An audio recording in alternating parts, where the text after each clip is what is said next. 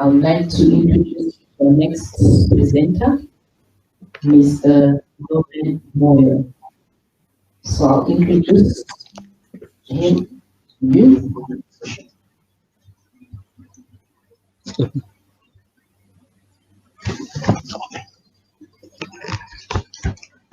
Norman is currently a group CEO, Econet Energy, a Pan-African renewable energy technology group. His role involves overseeing rollouts of distributed energy solutions within the commercial and industrial sector under the brand name Distributed Power Africa Limited, DPA, and solar to grids under the name Ugesi Power Limited. Norman has a wealth of experience gained while working in various African countries like Nigeria, Zimbabwe, Zambia, Tanzania, and South Africa. Having begun his career journey at Standard Chartered Bank, he moved into the telecommunications industry when GSM technology was introduced in Africa by being part of Econet Wireless Zimbabwe team. Thereafter, he moved to Celtel International as commercial director in Zambia before landing the job of chief marketing officer in Nigeria. In 2011, Norman was nominated to the prestigious GTB Global Top 40 World Telecom Leaders under 40 years as a result of his work in Nigeria. In addition, his exploits in ICT has recently earned him 2 Titans of Influence Awards, 2017 on a national and regional level in the information and communication technology sector. Norman holds a Master's in Business Administration degree, MBA, from the University of Zimbabwe and London Business School training, as well as an honors degree in economics from University of Zimbabwe. He is very passionate about impacting positive change in the African technology continent through sharing lessons that he's learned over his career. This is evident in the book he recently authored, Rumble in the Jungle, Leadership from an African Perspective, 2015. That it gives vital business expertise in various summits across the world, including the Mandela Washington Summit in the United States.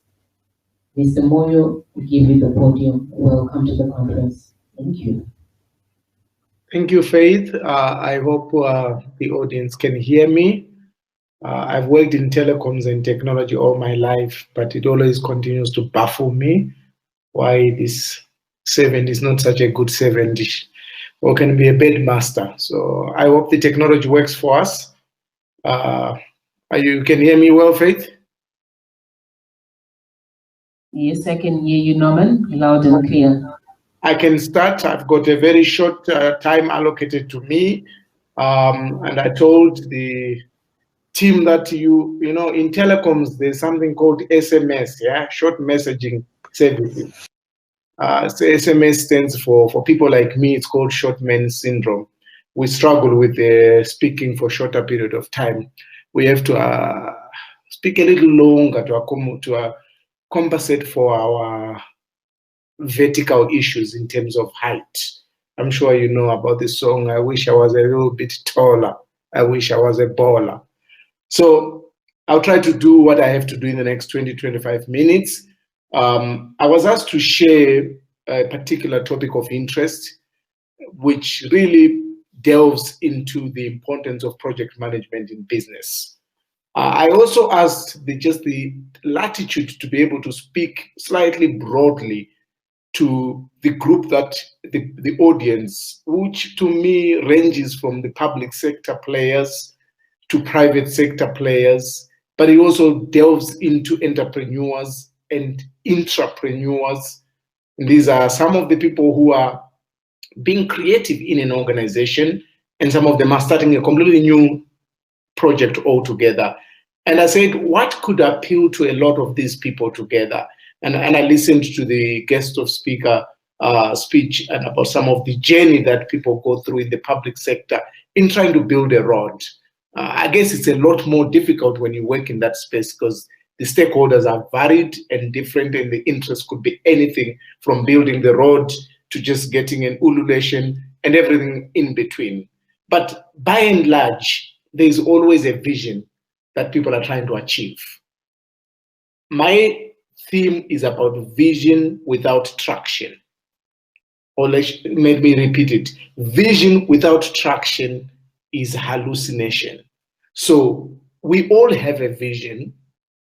That vision to come alive requires traction.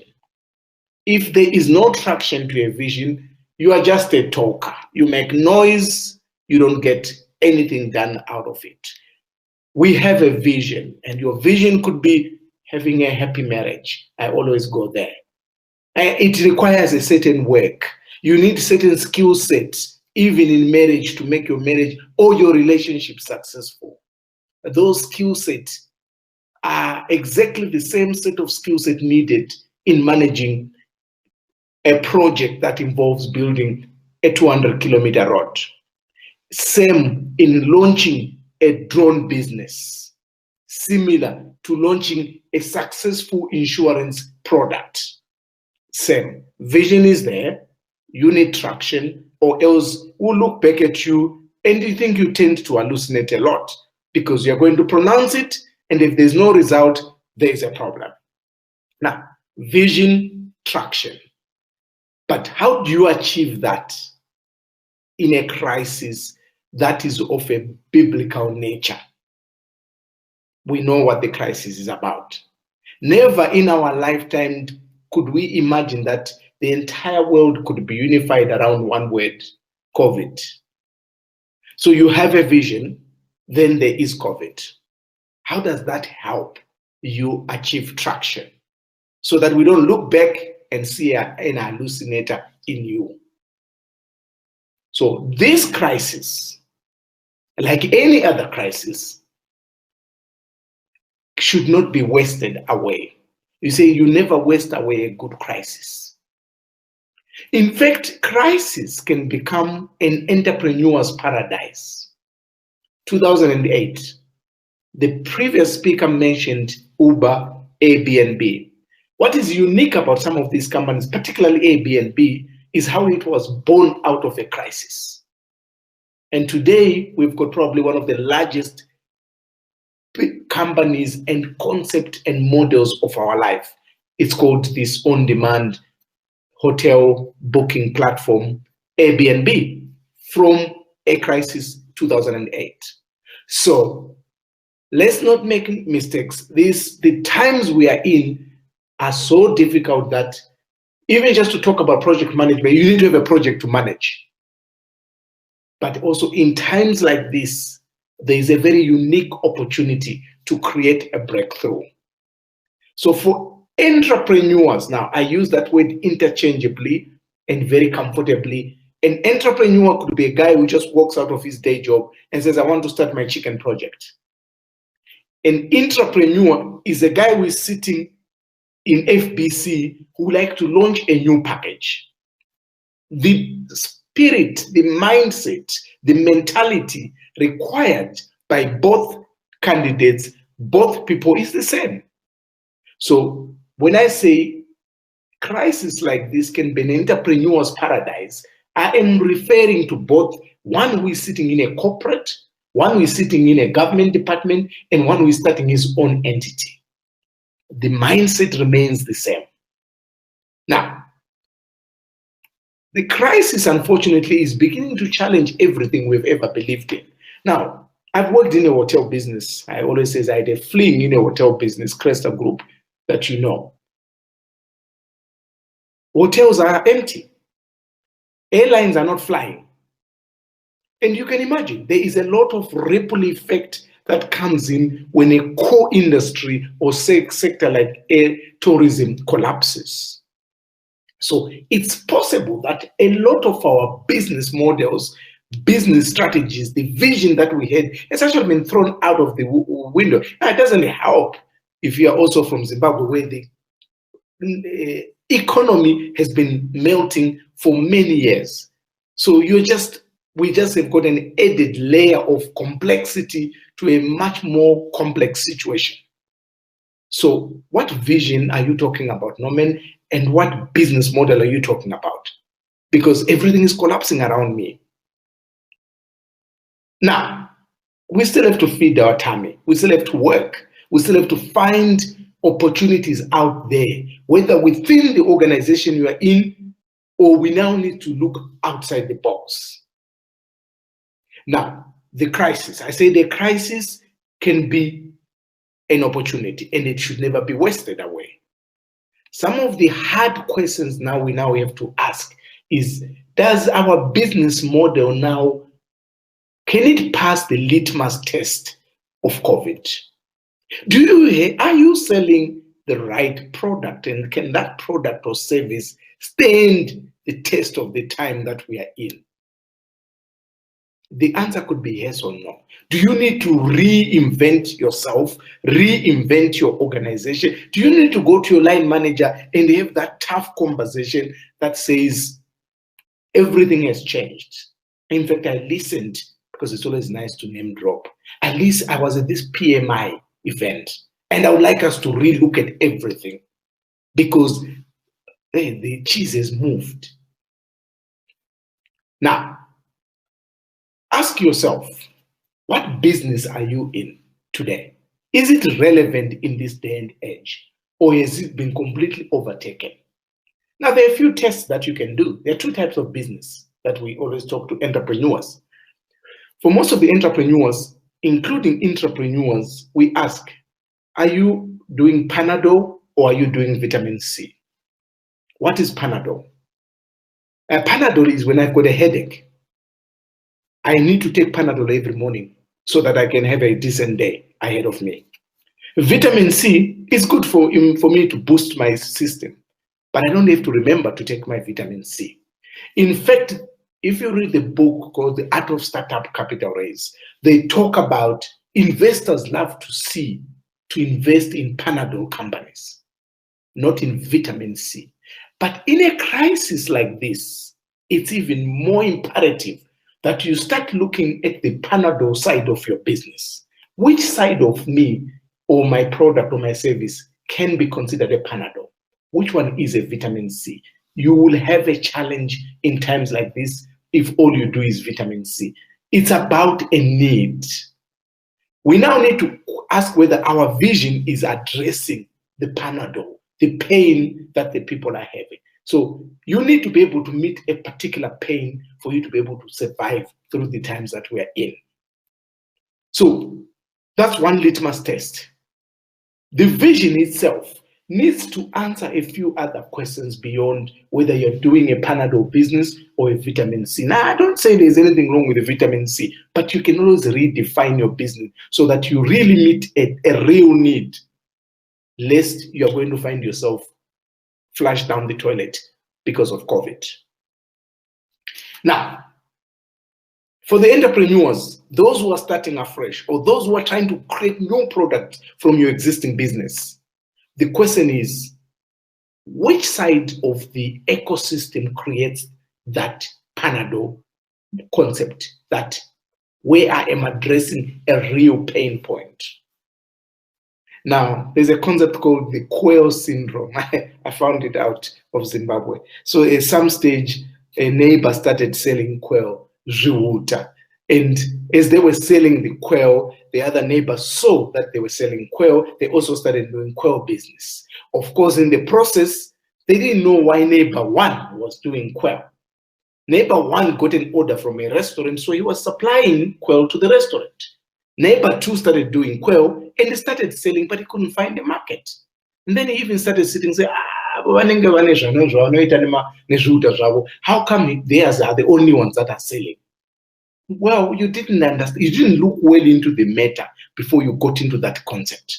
If you had looked well into the matter, you would have understood that they've got a pain point. There's a restaurant who needs quails, and they're delivering the quail. Now, when you get into there, you're not adding value to the ecosystem apart from actually value destruction, because you're oversupplying and there's no market. you won't go very far in that environment. So we want people to start questioning the business relevance of their business, of their model today, or their product, or for your service. You need to question that. Are you flirting with quail businesses that you don't know where they're coming from or where they are going? The second question, does your business impact more people? Remember, I'm talking to both, or your product, can it impact 1 million people? And never dream of trying to become a millionaire if all you can impact is 100 people. You never make it to become a millionaire. Your business model has got to have the capacity to be able to impact 1 million people. It doesn't start with 1 million. Remember, it starts with 2. In fact, no, 1. But it needs to be built to scale so that it can scale to impact 1 million. If it can scale to impact 1 million, you're on your way to creating $1 million business. Now, the previous speaker took a lot of thunder. He said, the world we live in is called the Internet of Things. Now, another word you should go and show off at the office. The Internet of Things, of connected cars, we call it Uber, connected homes, you can call them Airbnb, connected husbands, I'm working on that product, connected wives, I've got a big market for that product. The Internet of Things. The Internet of Things, you need to be able to do a litmus test against any service or product that you do today. Does it pass that litmus test of the Internet of Things? Can it pass the litmus test of impacting 1 million people? If not, rejig it. And nothing wrong with it. Rejig it. Every service can be rejigged to meet that. Now, I'm obviously eventually going to land a traction, because for me, traction is about execution, and that's where project management becomes key. Now, success in executing your vision is a function of your daily behaviors. In fact, we've got a famous say that says your health is a lagging measure of what you eat every day. Now, don't dispute with me, it's a fact. Your marriage is a lagging measure of what you do every day to your spouse or your other half. Your wealth is a lagging measure of your daily expenditure and daily income generating. Everything is about a lagging measure of something. So your vision is a lagging measure. Its success is a lagging measure of your daily activities and the traction that you do on a daily basis. So it's very key that we understand that eventually execution is a cornerstone to you achieving your vision. Execution, execution, execution. We say it's the dirty little secret in business. Because I fascinated myself. I see a lot of people who come to our offices, they tell us an idea, and then they even accuse us to say you stole the idea. I says, listen, guys, ideas are never exclusive. Everyone and their dog has got a great idea. It's the execution that is the biggest problem. You will be surprised that the people who flew, who took on the airline industry, who brought us the first aeroplane, were not the inventors. It was the guys who actually went in and did the execution. You gotta be careful about having broad ideas. I have gotten to a stage where I don't even hide my strategy paper. I'll share it with you. Good luck with the execution, because what does execution require? Discipline. It requires people. It requires talent. Now, let's go to talent. For you to be able to become an effective leader, a manager, a supervisor, you need to know how to manage your talent. Now, overplayed, overrated as a concept.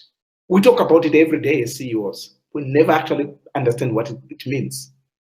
Talent means, for those who support soccer, you're going to have Ronaldo, then you're going to have a defender. The way you treat Ronaldo is very different to the way you treat a certain defender. They might all be very valuable. In fact, as a manager, figuring out that Messi plays better at midfield than a front runner is key. And managing that is key. There's a book called First Break All Rules. You should read them, because it's important as a leader that you read. It's very important. I have gotten to 2 a week now. I can burn through 2 books every week. Why? Because you learn a lot about some of these concepts. So talent is key in the organization, and talent is what brings execution. When I was in Nigeria in particular, we were managing, eventually it became a $2 billion business. When I moved in, it was $500 million turnover. When I left, it was $1.8 billion. And I contributed because I was driving the top line. But that's when I started appreciating the value of managing each and every project individually. And then there was a concept called PMO, which I never understood until then, program management. So every little project now congregates as a program. And lo and behold, when you are pushing an elephant, trying to teach an elephant how to dance, you need to understand the DNA, the science, and the art of project management. It's a science, it's an art. There is a science. They actually have got certain templates that you have to use. But there is an art. There is a meeting that they call a forming and norming meeting, where you have to meet and actually have lunch. I was forced to have lunch when I didn't want to eat. Why? Because you're trying to build a team. And you want that team to adopt an execution culture.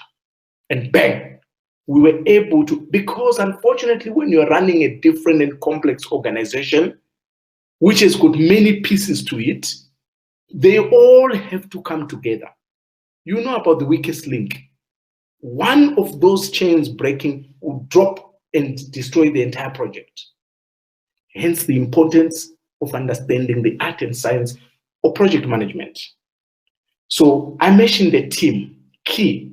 Now you can have resources, but one of the key resources, and I'll end there, is time. Time is a very important resource if you need to achieve your vision. Understanding that time is something we call return on time.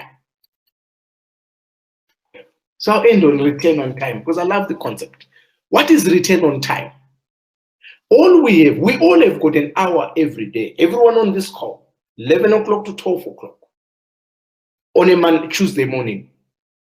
What do you do with that hour? Defines the returns you get from your business, from your project, from your new startup. You can use that time to be chatting. You can go to TikTok. You can go on Facebook. You can also use that time to call 20 to 30 new clients. Return on time. Now, here are some basic rules. Resist the temptation of writing long emails. The shorter the emails, the more effective they are. You will be surprised. Go and practice it. In fact, the fewer emails you write, the fewer that you receive. Resist the temptation of writing too many emails.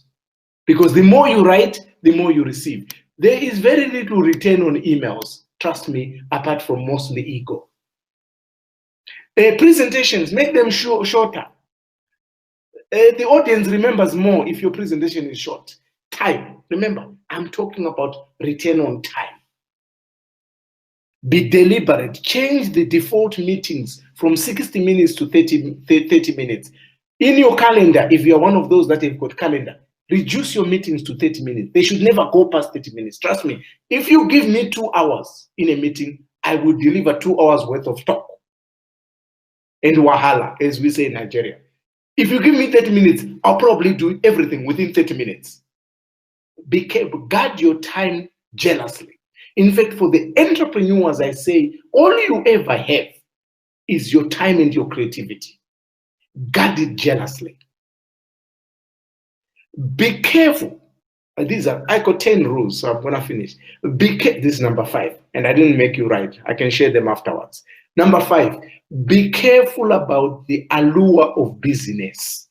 I speak a lot, obviously, in these public forums, and I have people who are very proud about it. I started 7 o'clock in the morning until 7 p.m. Really? You are being busy. You're not being effective. Smart work and hard work are 2 different worlds.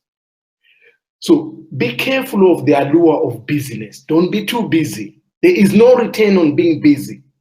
You could spend all that time doing what you're doing, and I'll spend only 30 minutes on this call, and most of you are going to call me to come into your houses and deploy a beautiful solar solution and a Tesla Powerwall. Most of you are going to call me to your businesses and completely change the energy structure in your business and save you 25%. I've just done marketing right now.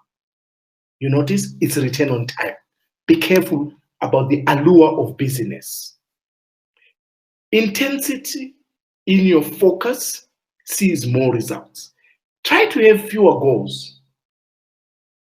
Be focused.